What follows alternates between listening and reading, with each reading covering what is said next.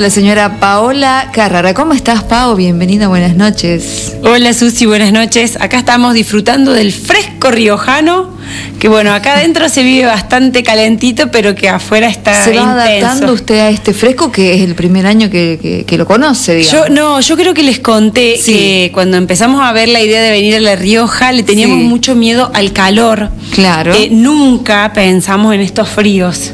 Claro. Así que fue todo así como una movida de comprar aire acondicionados, esto, lo otro, ¿qué vamos a hacer con el calor? Sí. Y la cuestión es que después nos agarró estos fresquetes que duran poco, pero que son intensos. Bien.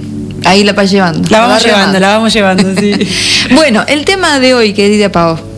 Bueno, como siempre que queremos estar así como actuales a las épocas que vamos transitando, este fin de largo pasó el Día del Padre en Argentina y bueno, ya hemos hablado para el Día de la Madre, de las heridas con mamá, el vínculo con mamá, entonces me parecía como traer un poco, abrir este tema para que también vayamos todos a revisar un poco cómo es nuestro vínculo con papá y qué sentido tiene esto y cómo me afecta hoy, en el presente, lo que yo tenga configurado en mi inconsciente con respecto al vínculo con papá. Bien.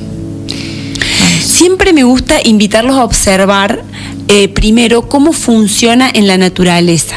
Sí. Lo que nosotros tenemos que saber que en nuestro inconsciente compartimos muchos archivos con todos los animales que tienen esta manera de vivir en manada. Sí. El humano en los inicios vivía en tribus, son grupos de la misma especie que favorecen la supervivencia, ¿no? Sí. Vivir en manada para los animales que lo hacen o vivir en tribu para los humanos es una manera de asegurarse la supervivencia. Entonces, en estas tribus, cada individuo tiene un rol. Hoy una familia es una mini tribu. Claro. ¿Sí? Entonces ahí es donde cada uno tiene un rol. Y acá es importante ver cómo cada individuo construye su mundo interno de la mano de mamá. ¿Qué quiere decir esto? Construye las herramientas para conectar consigo mismo, para conectar con lo que siente, para conectar con su fortaleza interna, con su seguridad de la mano de mamá. Sí. En modo natural, y construye todo lo que tiene que ver con las herramientas para afrontar el mundo externo de la mano de papá. Ajá, bien. Esto sería como en modo natural y en modo ideal. Bien. Lo que pasa es que después, en la vida real o en la vida de cada uno, estos vínculos a veces están, a veces no están, a veces colaboran en la construcción positiva de las herramientas y a veces, por las razones que sean, estos padres en el rol de padres no colaboran de manera positiva a que el individuo se construya estas herramientas. Entonces, esto ocurre en edad temprana, pero esto programa nuestro inconsciente.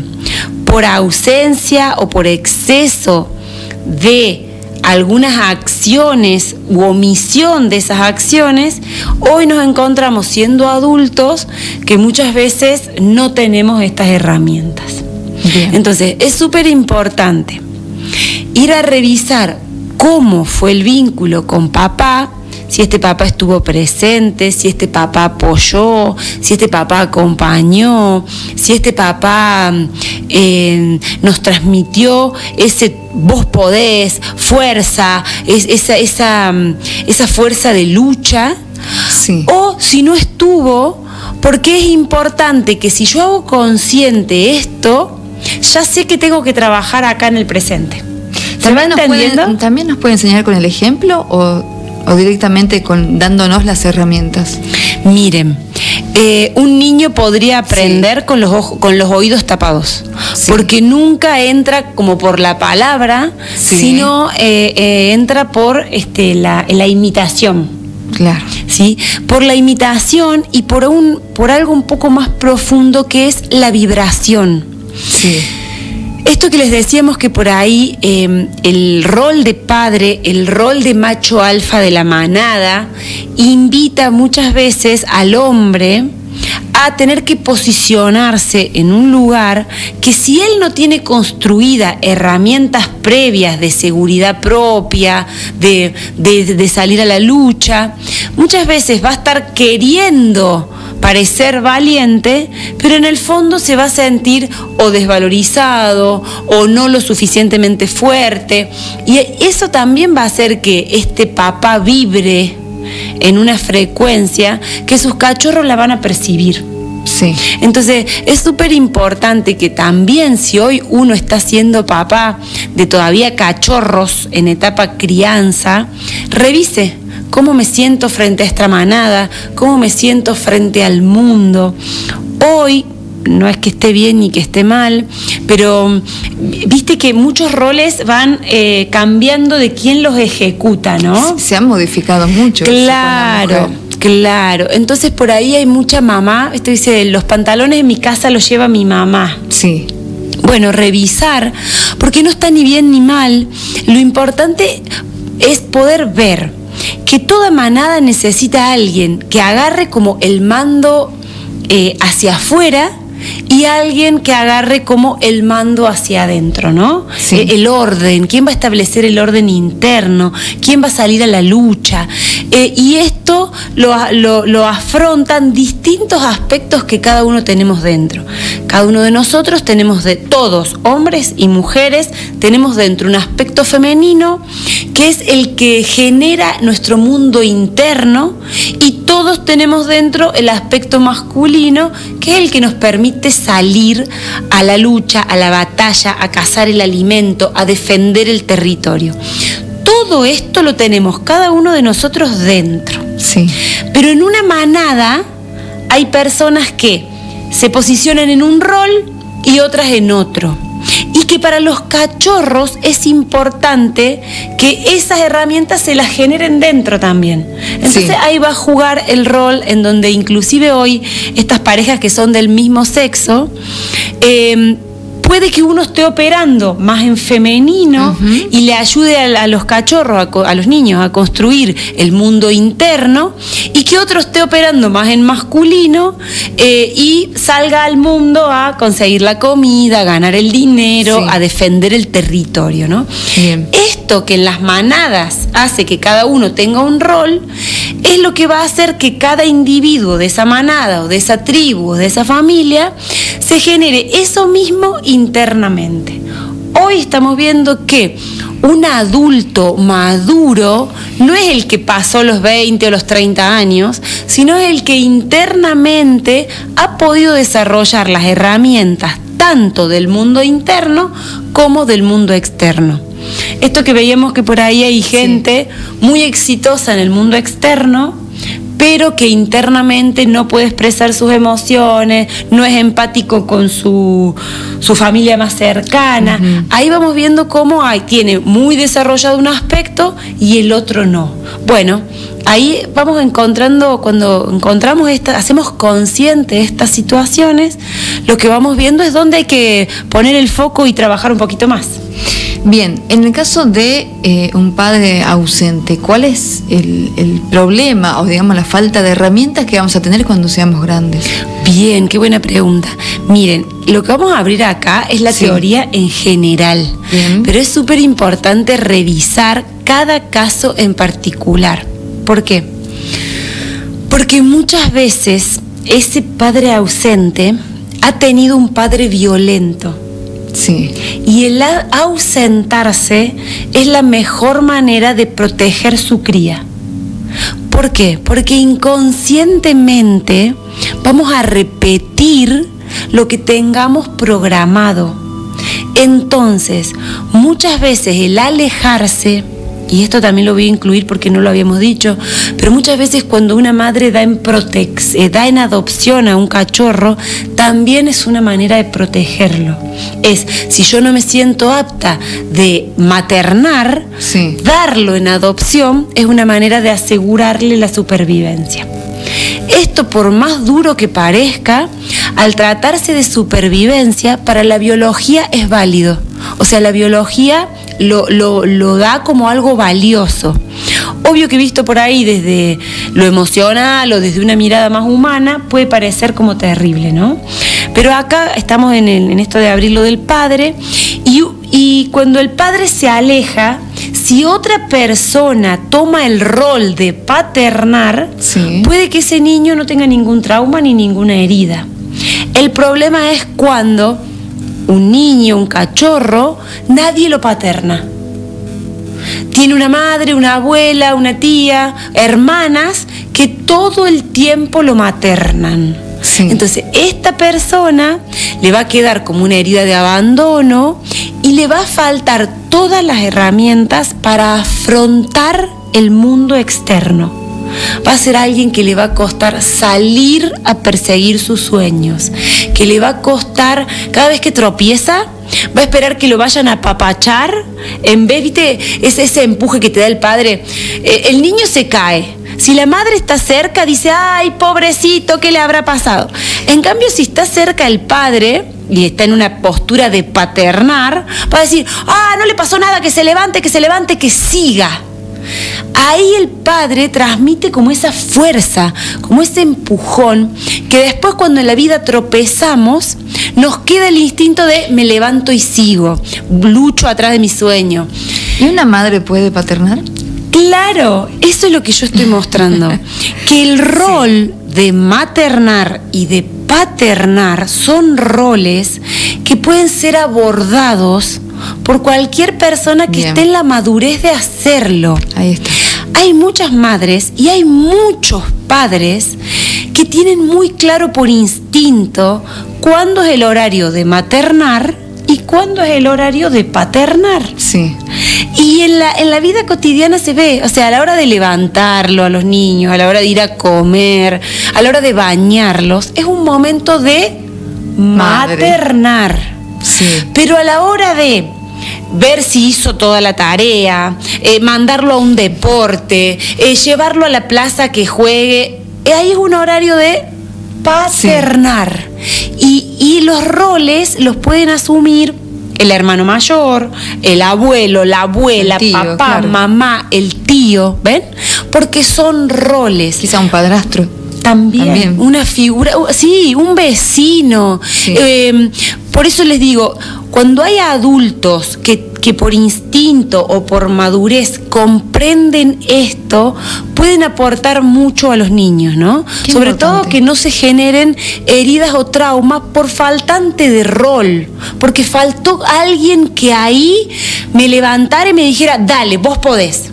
Un tropezón no es caída, seguí luchando por eso que querés. Eso es como el paternar, ¿no? Pero por supuesto, para ejercer estos dos papeles, una sola persona tiene que tenerlo adentro antes. Claro, por eso aclaro que muchas veces para que ocupar estos roles puede ser por instinto, porque yo conozco muchas madres que han sacado a sus hijos de lugares terribles, porque por instinto han sabido cuándo levantarlo y cuándo darle la patada en el traste, ¿no? Pero también mucha gente que por madurez, por haber madurado esto internamente, después lo han podido llevar con sus sobrinos, con sus nietos, con hijos propios, con hijos del vecino. Perfecto. Sí. Hay mensajes, a ver. Mi papá era muy distante conmigo, pero con mi hermano muy cercanos, nos cuenta. Porque a mí no me gustaba ver fútbol, pero a mi hermano sí. Y yo busqué siempre hacer las mismas actividades que a él le gustaban, solo para estar cerca de él. Pero no me sentí bien, y ahí me di cuenta que me llevaba bien con mi madre. Rompí el vínculo con mi padre por no ser lo que él quería. Soy Gustavo, un saludo, chicas. Bueno, un saludo le mandamos a Gustavo. Qué fuerte la historia, gracias, ¿no? Gustavo, por compartir toda la historia.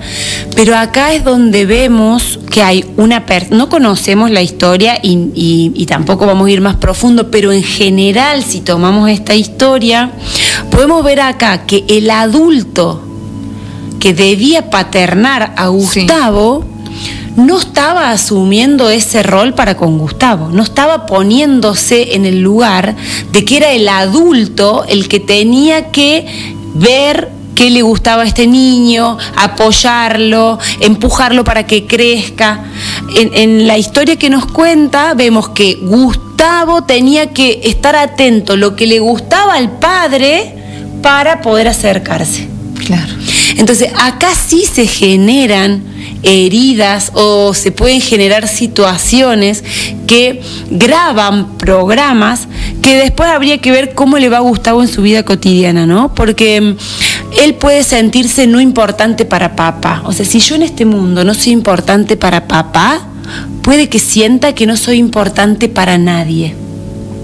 Si puedo que siento que no soy suficiente para papá, después ande buscando en la vida gente que me valore, gente que me necesite, gente que me quiera proteger quizás. ¿Ven? Sí. Claro. Una pareja quizás, ¿no? Claro. Entonces, fíjense cómo hay muchas veces este tipo de patrón.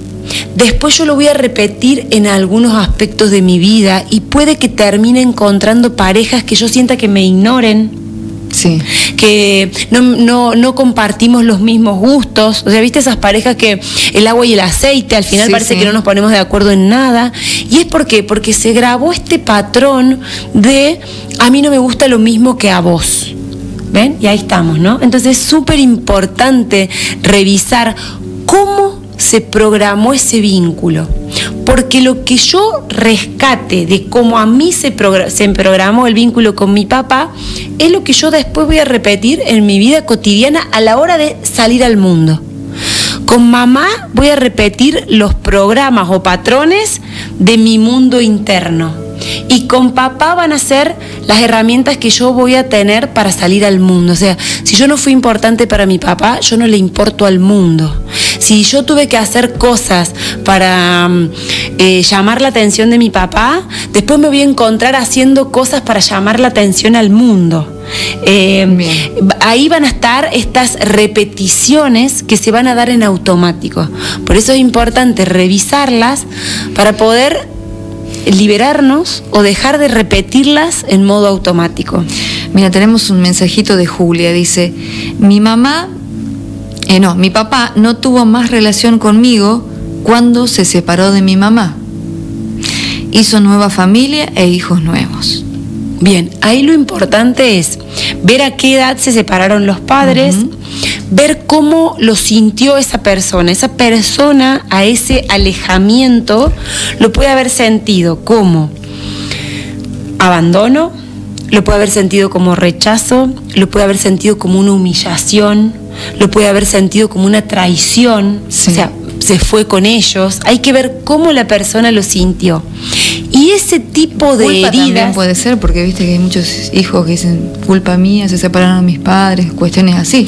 También. Por eso es súper importante indagar primero en cómo me sentí yo. ¿Qué me pasó a mí con eso de que mi papá, por ejemplo, se alejó? Y ahí ver que ese tipo de heridas van a marcar formas y comportamiento. Esa persona va a empezar a comportarse de determinada manera para tratar de no sentirse así, de no sentirse abandonado. Se va a volver como una persona muy pegada a los otros, ¿no? Muy dependiente. Sí.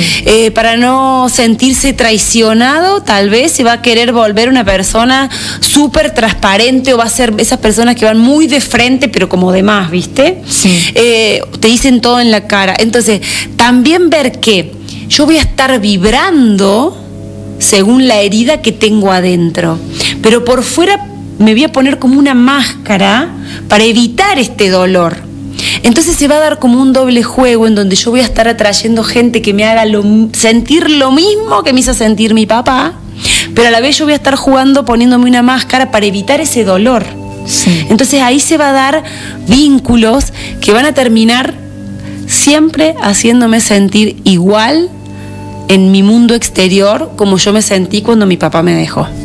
No sé si se va entendiendo. Sí. Los ejemplos ayudan un montón y si por ahí alguien quiere seguir contestando, podemos ir profundizando un poquito más, ¿no? Dice: hola, Su y Paola. Una pregunta. ¿Qué hacen los hijos que se le murió el padre a los 6 años como yo? Soy David. Bueno, ahí es súper importante acá nos está diciendo la edad, ¿no? 6 años. Poder hacer un chequeo de lo que él recuerde como el contexto. Acá también hay familias que a la muerte la manejan de una manera y hay familias que a la muerte la manejan de otro. Sí, para ponerlo como exagerado al ejemplo, sí. Hay culturas que festejan la muerte, hay culturas que para la muerte es algo terrible, es una pérdida, es un fin de algo, ¿no? Entonces, súper importante esa muerte.